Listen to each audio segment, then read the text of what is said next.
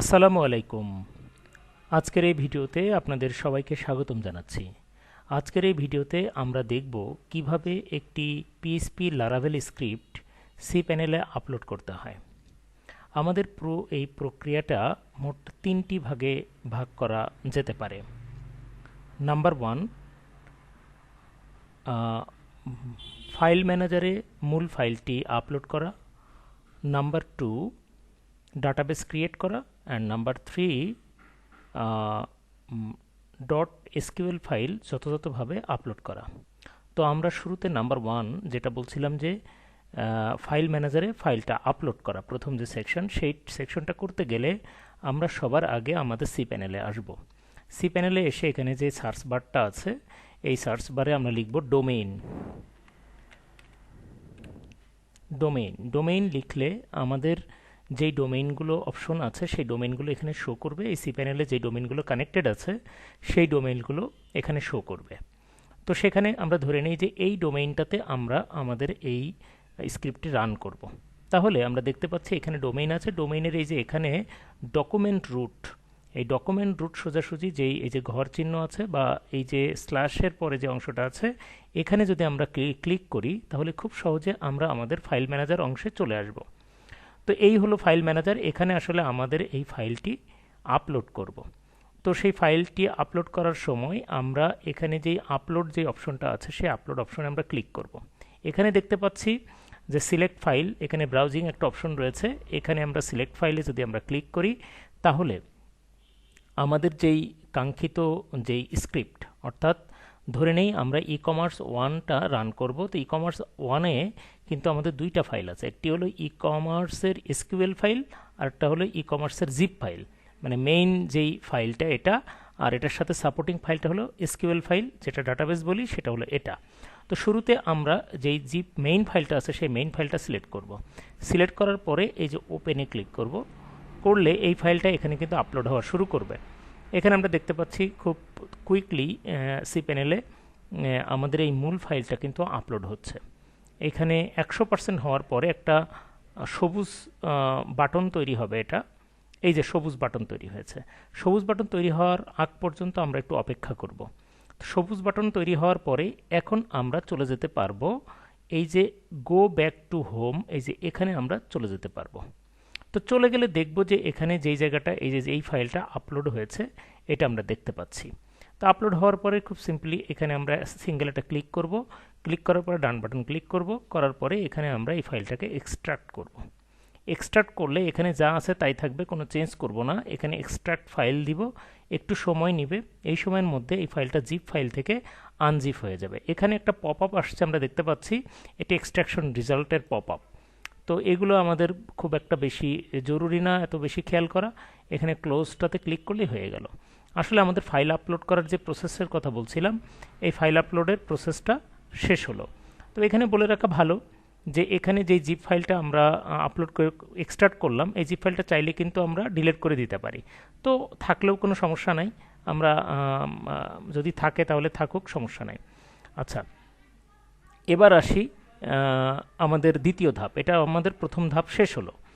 দ্বিতীয় ধাপে আসার পরে আমরা আবারও আমাদের এই সি প্যানেলে চলে আসলাম। সি প্যানেলে চলে আসার পরে এবার আমাদের ডাটাবেস ক্রিয়েট করার পালা। তো ডাটাবেস ক্রিয়েট অপশনে এসে আমাদের এই সার্চ বারে আমরা লিখব ডাটাবেস উইজার্ড। ডাটাবেস উইজার্ডে আসার পরে এখানে ডাটাবেস ক্রিয়েটের একটা অপশন আমরা দেখতে পাচ্ছি। সাপোজ এখানে ডাটাবেস ক্রিয়েশনের অপশন যেটা দেওয়া আছে, এইটাতে আমরা 001 নাম করে একটা ডাটাবেস ক্রিয়েট করব। এই যে 001। তো এখানে নেক্সট স্টেপ যাই। এখানে আমাদের ডাটাবেস ইউজারের যে নেম সেটাও আমরা সেম দেই, চাইলে আলাদা করা যেতে পারে, তো আমরা আলাদা করলাম না। এখানে আমাদের পাসওয়ার্ড দিতে হবে, বাট পাসওয়ার্ডটা এই যে পাশে পাসওয়ার্ড জেনারেটর অপশন আছে, এখান থেকে ক্লিক করে নিলেই ভালো। তো আমরা দেখতে পাচ্ছি এখানে অপশন বলছে যে এই যে পাসওয়ার্ডটা আছে এই পাসওয়ার্ডটা কপি করে রেখে দিতে হবে আমাদের। কপি করলাম এবং এখানে নোটিফাই করে দিলাম যে হ্যাঁ আমরা কপি করেছি, করে ইউজ পাসওয়ার্ড। হ্যাঁ, তো আমরা কপি করে নিশ্চয়ই আমরা একটা সেভ একটা জায়গাতে আমরা রাখবো। তো আমরা যে কোনো একটা জায়গাতে আমরা এই পাসওয়ার্ডটাকে কপি করে রেখে দিব।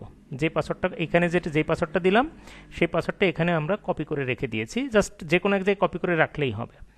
আচ্ছা, এবার আমরা ক্রিয়েট ইউজার মানে ডাটাবেস ক্রিয়েট করার চেষ্টা করছি আমরা। এই যে ডাটাবেস ক্রিয়েট হয়ে গেল, এখানে অল প্রিভিলেজেস সিলেক্ট করব, করার পরে নেক্সট স্টেপে যাব।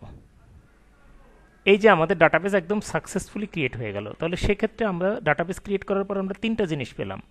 একটা হলো ডাটাবেসের ইউজার, একটা হলো ডাটাবেসের নাম, আরেকটা হলো ডাটাবেসের পাসওয়ার্ড, যেটা আমরা এখানে এই যে একটা নোট রেখেছিলাম, নোটের এখানে আমরা সেভ করে রেখেছি। আচ্ছা, প্রথমে এই ঝামেলাটা শেষ করি। এই যে ডাটাবেসের যেই পাসওয়ার্ডটা আমরা করেছিলাম, এই পাসওয়ার্ডটা আমরা কপি করে নিলাম। এটা কপি করে নিলাম। এবার আমরা চলে যাব হলো ডাটাবেসের যেই আমরা একটু আগে যেই কাজটা করেছিলাম, যেখানে আমরা ফাইল আপলোড দিয়েছিলাম, ফাইল ম্যানেজারে যে ফাইল আপলোড দিয়েছিলাম একটু আগে, এইখানে আমরা চলে যাব। মানে যেখান থেকে এই যে এই ফাইলটা আমরা এক্সট্রাক্ট করলাম যেখানে, সেখানে চলে যাব। আচ্ছা, এখান থেকে আমরা একটা জিনিস খুঁজে বের করব, সেটা হলো .env ফাইল। আমি আবারও এখানে রিপিট করি, ফাইল ম্যানেজারে আসবো। ফাইল ম্যানেজারের এইটা কিন্তু আগেও আমরা এখানে কাজ করেছি, তো সেইটা কিন্তু এই ট্যাবটা কিন্তু আমি ক্লোজ করিনি সেই সময়, এটা ওপেন রেখেছিলাম সহজে খুঁজে পাওয়া যায় যেন। তো এখন আমরা আবার সেখানে চলে আসলাম। হ্যাঁ, তো চলে আসার পরে এই যে এখানে ইএনভি ফাইল আছে, ইএনভি ফাইলে আমরা ডান বাটন ক্লিক করব, করে এডিট অপশনে ক্লিক করব। ক্লিক করার পর আমরা এখানে দেখতে পাচ্ছি যে জাস্ট এই যে 14, 15, 16 এই তিনটা লাইনে আমাদের চেঞ্জ করতে হবে। অর্থাৎ এই জায়গাটুকুতে আমাদের কিছু কাজ আছে। কি কাজ? আমরা যেই পাসওয়ার্ডটা একটু আগে কপি করলাম, ওই পাসওয়ার্ডটা, এটা ডিবি পাসওয়ার্ড লেখা আছে, ডিবি পাসওয়ার্ডের এখানে আমরা এখানে পেস্ট করে দিব। এই যে পাসওয়ার্ডটা পেস্ট করে দিলাম। এবার যেখানে আমরা ওই ডাটাবেস ক্রিয়েট করেছিলাম, সেখানে কিন্তু আমাদের দুটো জিনিস রয়ে গেছে। একটা হলো এই যে ইউজার, আর একটা হলো ডাটাবেস। তো আমরা এটাকে আমরা কপি করি, ইউজারটা কপি করে এখানে আমরা দেখতে পাচ্ছি ইউজার নেম লেখা আছে। তো ইউজার নেমের এইখানে আমরা এই জিনিসটা পেস্ট করে দেব। আচ্ছা, আবারও যাই, ওখানে ডাটাবেসের নেম আছে, যদিও দেখতে সেম একই। তো আমরা দুইবার কপি করলাম, করে আমরা এখানে এই যে ডাটাবেস নেম, এই ডাটাবেস নেমের এখানে আমরা এটা পেস্ট মেরে দিলাম। ঠিক আছে, এবার আমরা এটাকে সেভ দিলাম। তাইলে এটা কিন্তু আমাদের .env ফাইলের সাথে কিন্তু আমাদের একটা যোগাযোগ তৈরি হলো। আমাদের তৃতীয় ধাপ হলো কিভাবে আমরা আমাদের এসকিউএল ফাইলটা আপলোড করব। এখন PHP MyAdmin বলে একটা অপশন আছে। PHP MyAdmin বলে আমরা এখানে PHP সার্চ করলাম, এখানে দেখতে পাচ্ছি PHP MyAdmin আছে, এখানে ক্লিক করলাম। ক্লিক করার পরে এখানে আমরা যে ডাটাবেসটা ক্রিয়েট করেছিলাম একটু আগে, সেই ডাটাবেসটা খুঁজে আমরা এখানে পাবো। যে দেখতে পাচ্ছেন 001 লেখা আছে, এই যে ডাটাবেস, এইখানে আমরা ক্লিক করব। এখানে ক্লিক করার পরে এখানে ইম্পোর্ট বলে যে অপশনটা আছে, এখানে ক্লিক করব। ক্লিক করার পরে চুজ ফাইলে ক্লিক করলে আমরা দেখতে পাচ্ছি একটু আগে এই ফাইলটা নিয়ে কাজ করেছিলাম, এখন আমরা এই ফাইলটা নিয়ে কাজ করব।